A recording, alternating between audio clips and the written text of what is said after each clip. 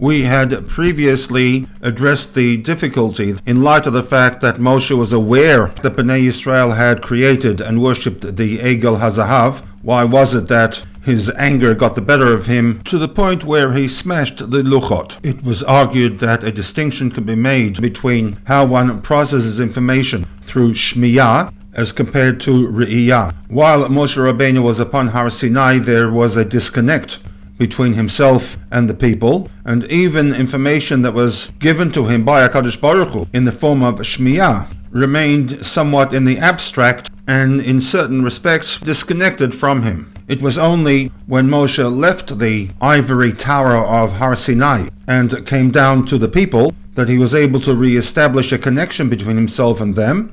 Vayaret ha'egel, the re'iyah, overwhelmed him, resulting in the smashing of the luchot.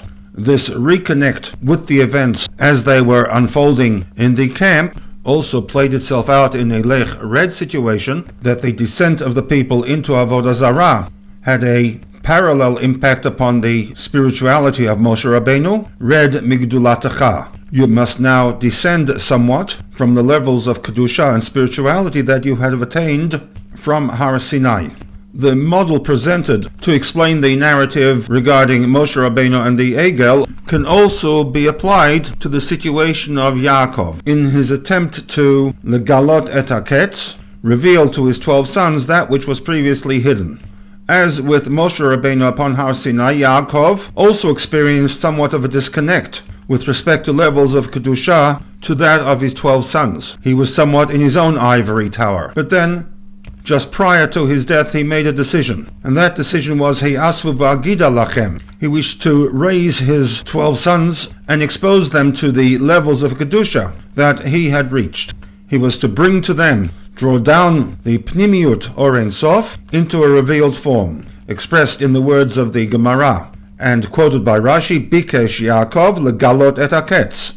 Unfortunately, this was not to be, because v'nistalka mimeno shchina, God withdrew from Yaakov the right to legalot et haketz. And, as with Moshe Rabbeinu, on account of his connection to the people, there was an impact upon his levels of spirituality, red migdulatecha. So too, the downside of Yaakov's attempt to legalot et haketz, make a connection, resulted in not only an impact upon his sons, but also upon Mimeno, upon Yaakov himself. So in this manner there is a similarity between the situation of Yaakov and Moshe Rabbeinu, that although it was argued there had been no change in circumstances, there still remained the similarity that in both situations there had been an attempt to reveal the Pnimiut or Ein Sof, but on account of different situations, in the case of Moshe, the smashing of the luchot, in the case of Yaakov, we are not told as to why there was the siluk ashchina. The intent was not fulfilled, not only impacting upon the recipients, but also upon the conduit through which this event was to take place.